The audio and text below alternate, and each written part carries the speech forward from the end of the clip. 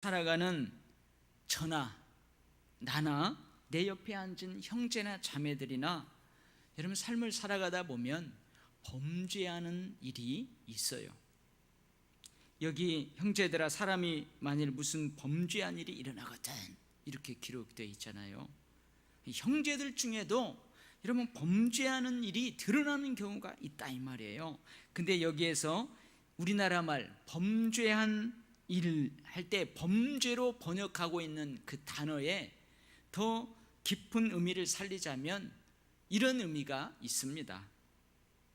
여러분 우리가 죄를 지을 때 크게 두 가지로 나눌 수가 있어요. 어떤 사람은 내가 고의적으로 계획적으로 적극적으로 내가 한번 죄를 지어야 되겠다 이런 사람이 있습니다. 예를 들면 내가 도둑질을 한번 해봐야 되겠다. 그러면 여러분 이 사람이 도둑질이라는 그 죄를 짓기 위해서 어떻게 해요? 아주 계획을 세웁니다. 내가 도둑질할 그 집 여러 번 가요. CCTV는 어디에 있는가, 그 집 사장님이 언제 나오고 언제 들어오는가 다 계획을 해요. 그래가지고 디데이를 잡아가지고 그 집을 털어요. 이게 계획적이고 고의적이고 적극적으로 죄를 짓는 죄예요. 여러분 어떤 사람들은 우발적으로 사람을 죽일 수도 있지만 어떤 사람은 그 사람을 내가 죽여버려야 되겠다 해가지고 오랫동안 계획적으로 그러한 짓을 하는 경우가 있어요. 이때 여기 범죄한이라고 번역한 단어하고는 다른 단어를 씁니다. 범법한 자라는 그런 의미를 담고 있는 고의적이고 계획적이고 적극적으로 죄를 짓는 범법한 자라는 그러한 단어는 다른 데 사용되어 있어요. 여기에서 범죄한이라고 번역한 이 단어는 어떤 유혹에 의해서 부지 중에 저질러진 실수나 허물, 그것을 가리켜요.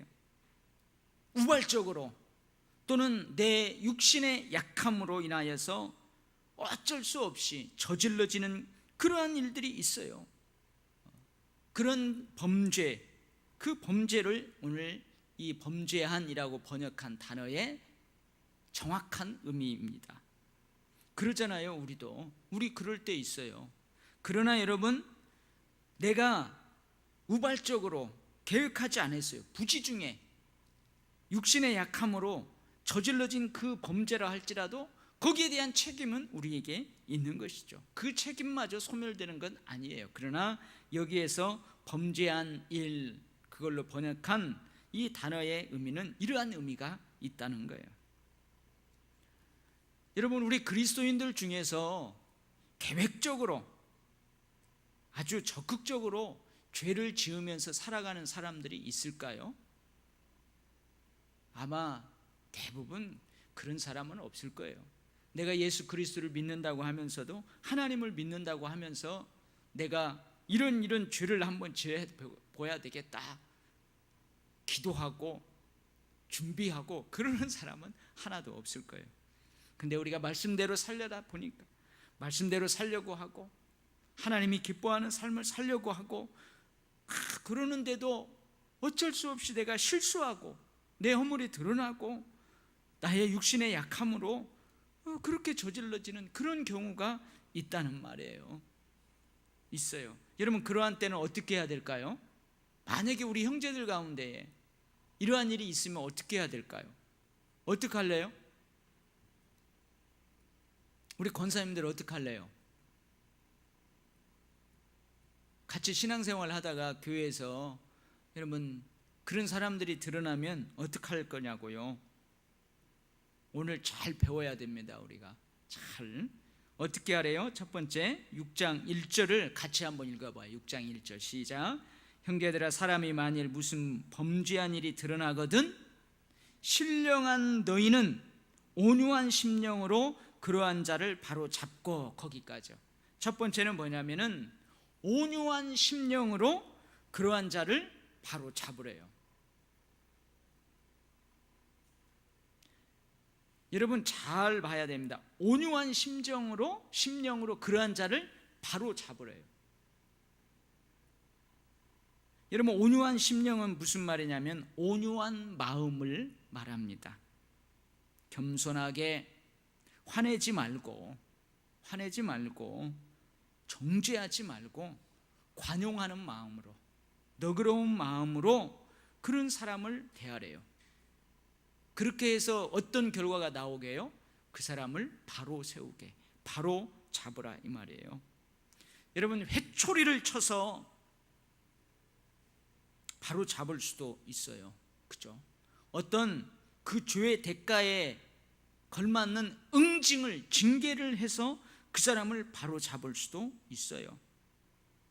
근데 그러기 전에 먼저 어떻게 하라고요?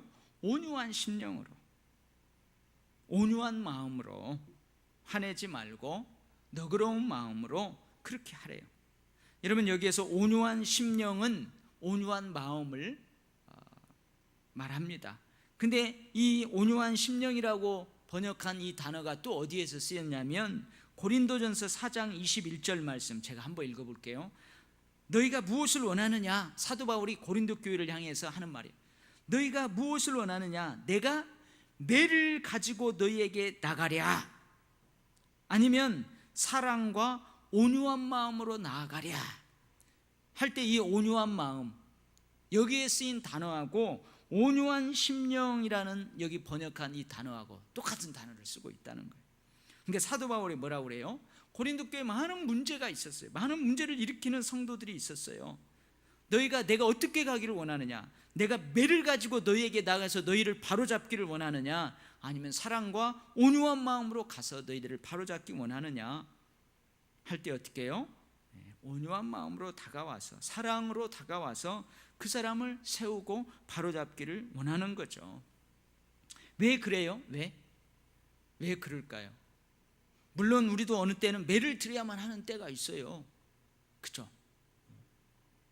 그래서 무슨 그 재판을 구성해가지고 여러분 징계를 내려야만 되는 때가 있어요. 책벌을 해야만 하는 때가 있어요. 근데 그러기 전에 먼저 어떻게 하라고요? 사랑과 온유한 마음으로, 이해하는 마음으로, 넓은 마음으로 그렇게 그 사람을 바로 잡으라는 거예요. 바로 잡으래. 왜 우리는 그렇게 하래요? 왜 먼저 법으로 하고 매로 하고 그러기 전에 먼저 온유한 마음으로 왜 그렇게 하래요? 우리는 왜 그렇게 해야 된대요? 오늘 또 한번 6장 1절 읽어봐요. 시작. 형제들아, 사람이 만일 무슨 범죄한 일이 드러나거든 신령한 너희는, 자 거기까지요. 왜 우리는 그렇게 해야 된대요? 우리는 신령하기 때문에 그래요. 산신령만 신령한 게 아니에요. 우리는 신령하기 때문에요. 신령한 너희는, 우리는 신령하기 때문에. 이게 무슨 말이냐? 여러분, 바로 앞에서 사도 바울이 무슨 얘기를 했어요? 육체의 소욕을 따르지 말라. 육체의 소욕을 따르면은 피차 물고 뜯고 서로 멸망한다. 그러지 말고 너희는 뭘 따라서 살아라? 성령으로 살아라. 25절 말씀, 만일 우리가 성령으로 살면 또한 성령으로 행할지니, 성령으로 살아. 그러니까 신령한 너희는, 이 말은 뭐냐면 성령을 따라 사는 너희는, 그 말이에요. 그래서 여러분, 성령을 따라 사는 사람들이 맺는 열매 중에 뭐가 있어요? 9가지 열매 중에 오늘 이야기하는 온유함이 있다는 거예요. 그러니까 신령한 너희는, 성령을 따라 사는 너희는, 성령의 열매를 맺는 너희는 이렇게 하라, 그러는 거예요. 여러분, 이것이 힘들어요. 이게 힘들어요.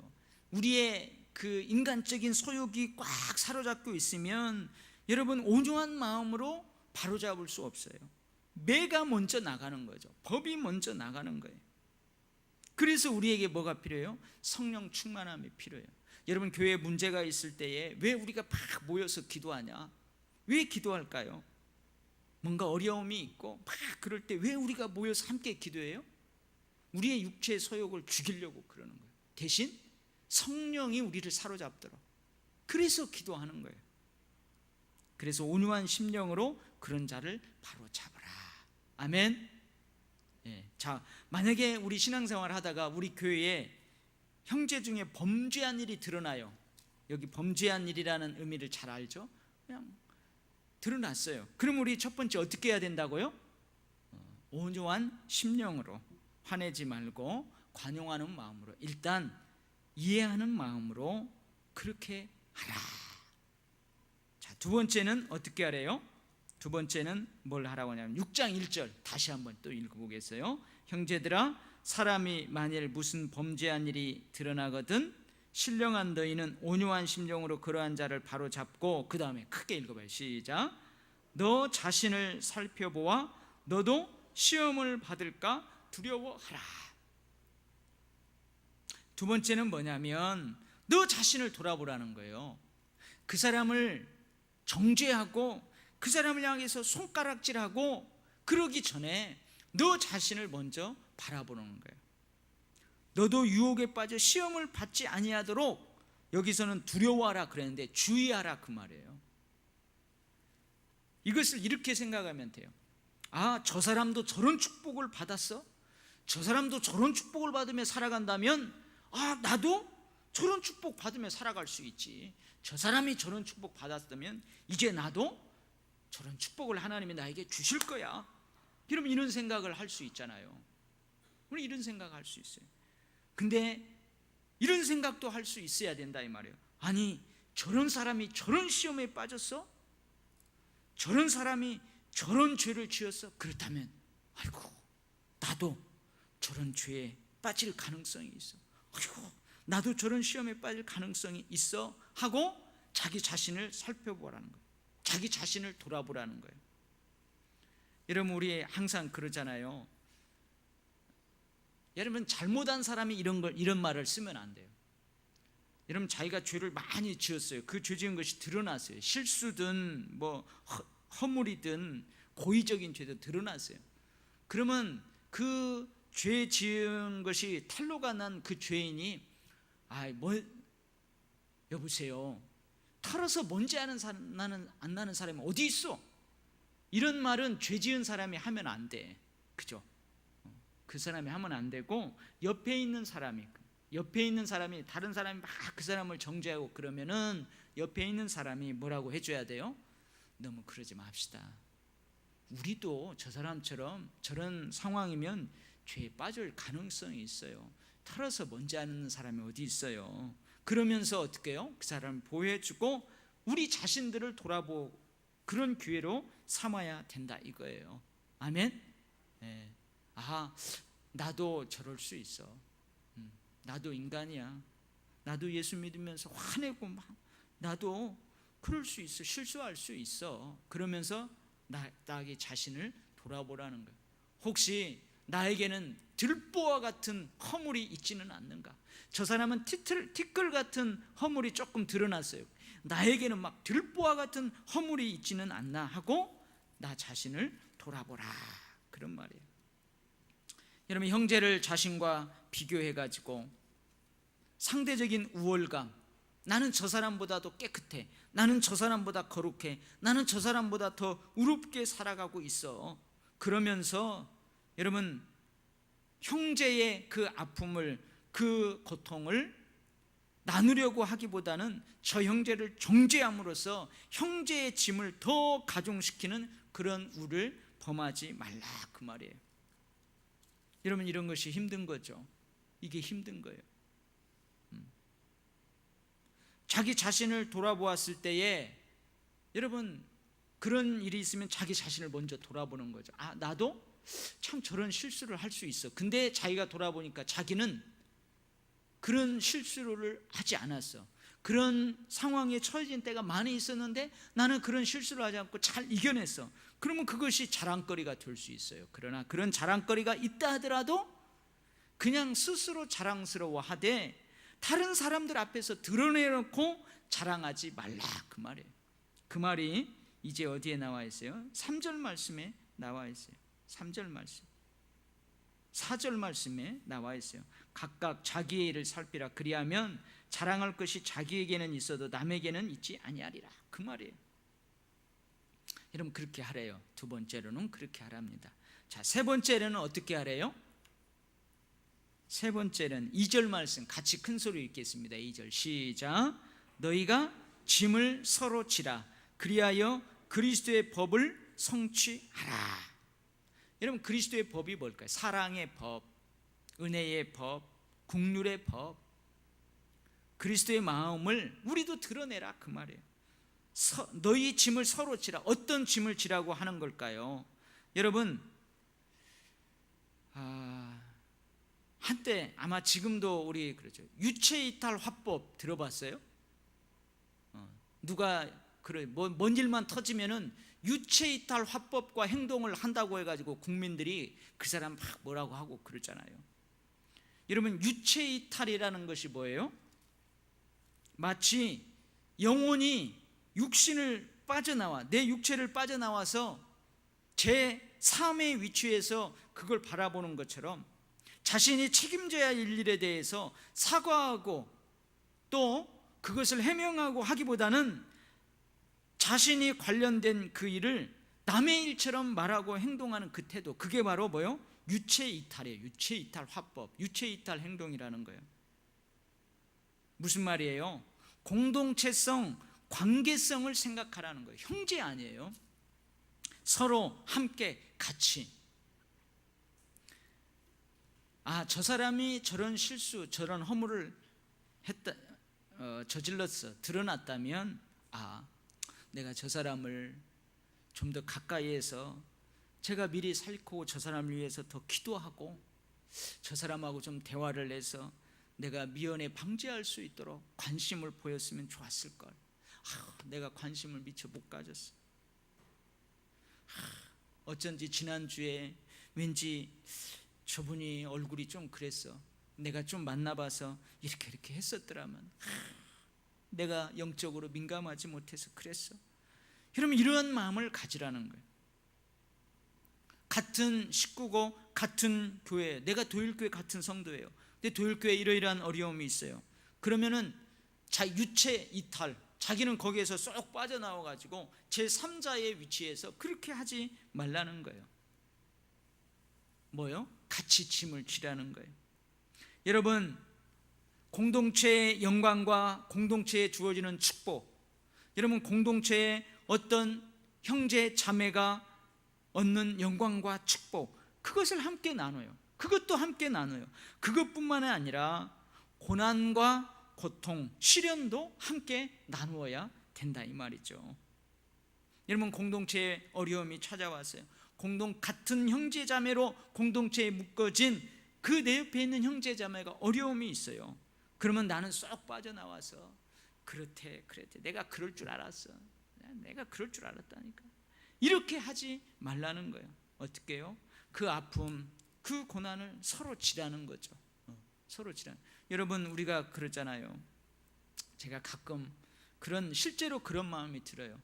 여러분들 가운데 교통사고를 난다든지 어디 아픈다든지 그러면은 여러분, 제 마음은 이런 마음이 들어요. 하나님, 내가 이들을 지도하는 목사로서 내가 하나님 앞에 이들을 축복하고 내가 기도하지 못해서 그런 건 아닌가요? 여러분, 이런 마음이 들어요.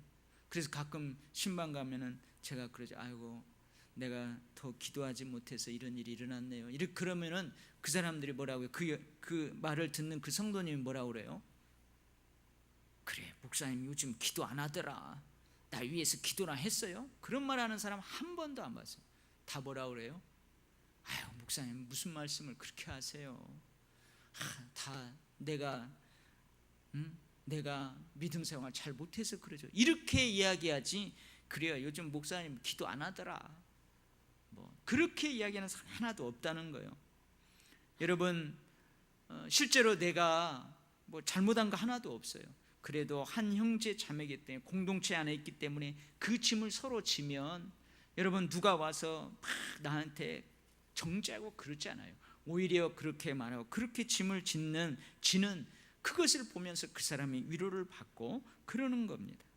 그래서 여러분, 우리가 공동체 가운데 어떤 사람이 큰 영광과 축복을 받았어요. 하나님이 아주 영광스럽게 높여주는 어떤 일을 그 사람 축복으로 주셨어요. 그러면 우리도 그거 기쁜 거예요. 그 열매가 우리에게도 있어요. 근데 그 사람에게 고통과 고난, 시련이 있으면 그것도 우리가 함께 나눌 때에 여러분, 하나님 기뻐하십니다. 개인과 공동체가 죄의 유혹에 빠지지 않도록 보호하고 예방하는데 서로 같이 협력하고 짐을 지라는 거예요. 서로 짐을 지라는 거예요.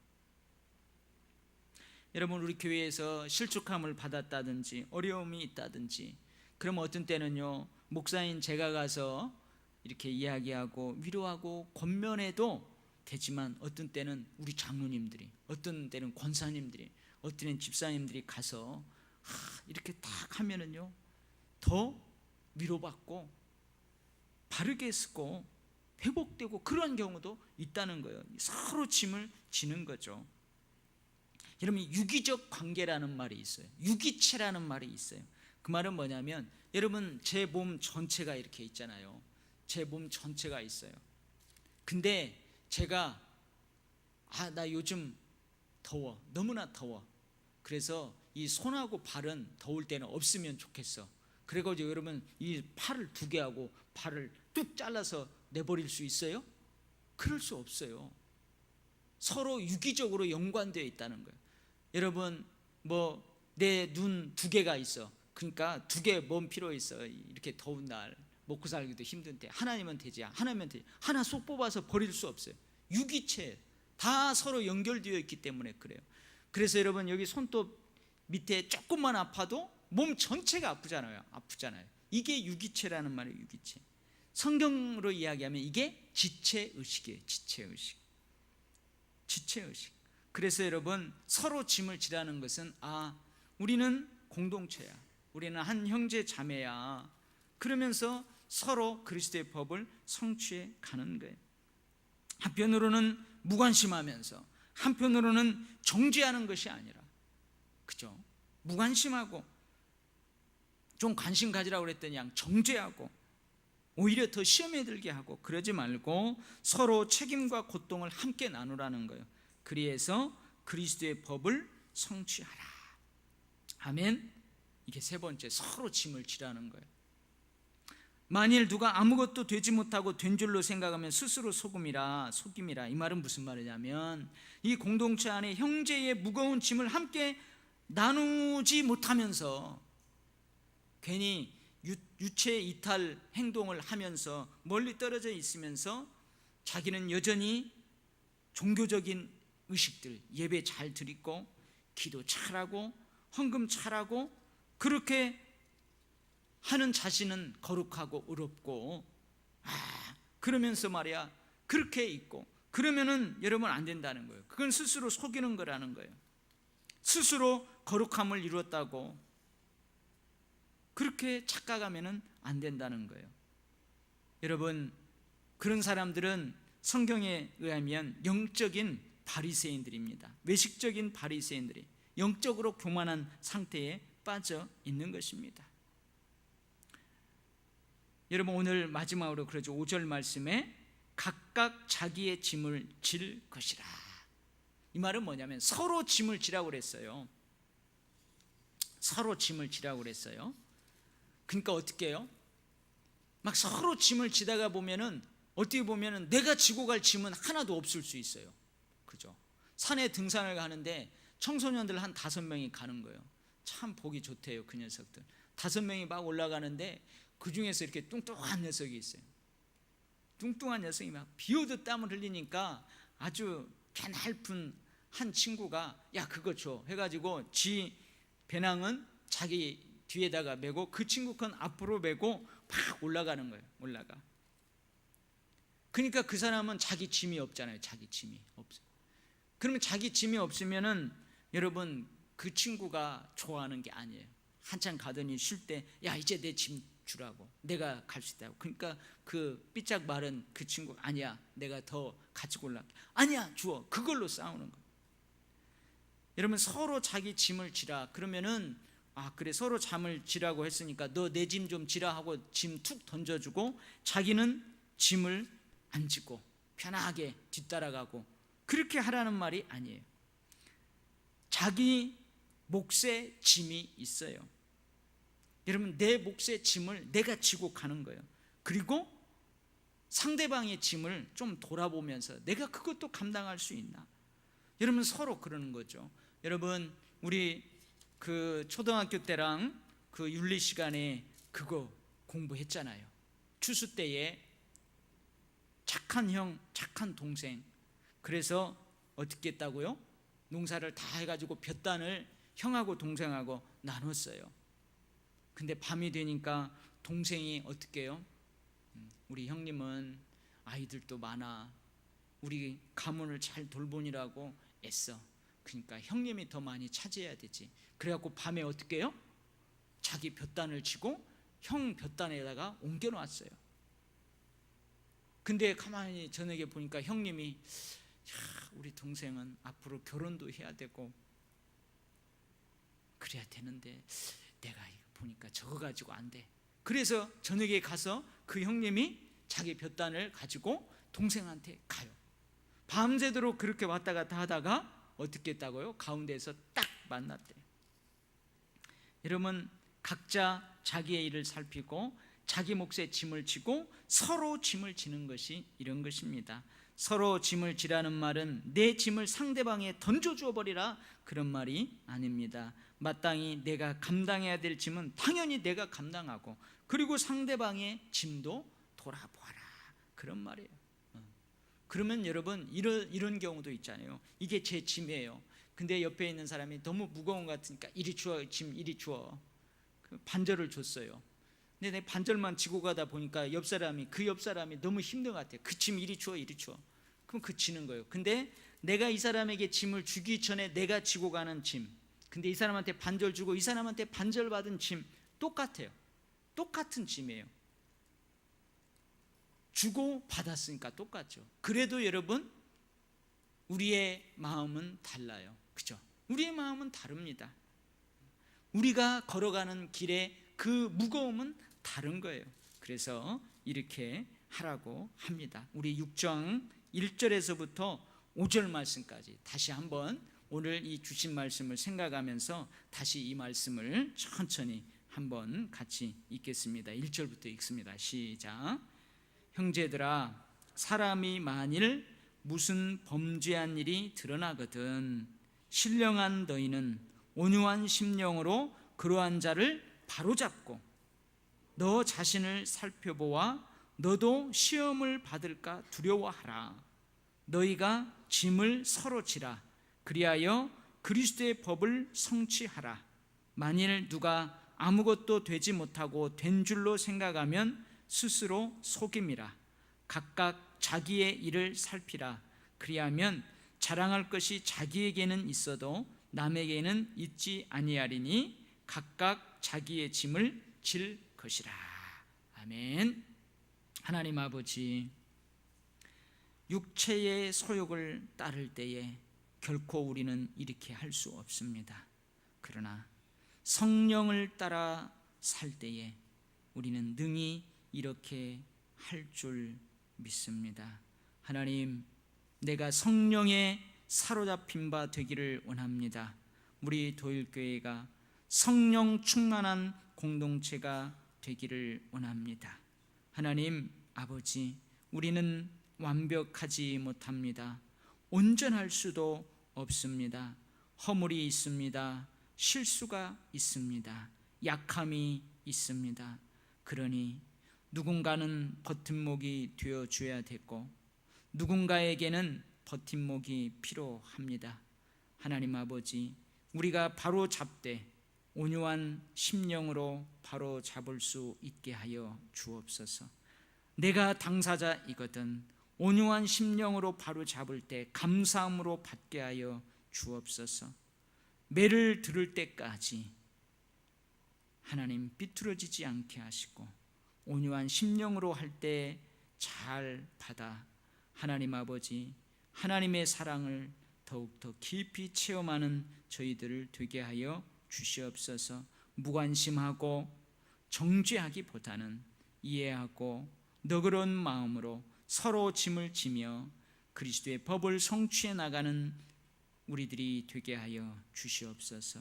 하나님 아버지, 슬프고 애통하는 자다가 우리 도율교회에 와서 주님을 만나 오히려 기쁨의 옷, 즐거움의 옷을 입는 사람으로 변화되게 하시고 병약하고 절망 가운데 있는 이들이 우리 도율교회에 와서 주님을 만나 큰 소망을 갖고 하나님, 병약한 자들, 몸이 아픈 자들, 여러 가지 상처받은 자들이 우리 도율교회에 와서 주님을 만나 상처를 받았지만 치유받고 회복되어 오히려 이제는 상처 있는 자들을 치유하고 회복시키는 그런 놀라운 변화들이 우리 교회를 통해 있게 하여 주시옵소서. 먼저 믿는 저희들이 성령의 충만함으로 성령의 열매를 맺을 때에 이러한 놀라운 기적과 같은 역사들이 있게 될 줄 믿습니다.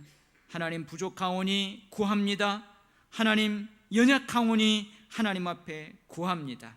주님, 이 말씀대로 갈라디아 교회에 놀라운 역사를 일으키셨던 것처럼 우리의 심령과 우리 도일교회 신앙 공동체에도 이러한 놀라운 아름다움이 더욱더 풍성하여져서 넘쳐나게 하여 주옵소서. 예수님 이름으로 기도합니다. 아멘.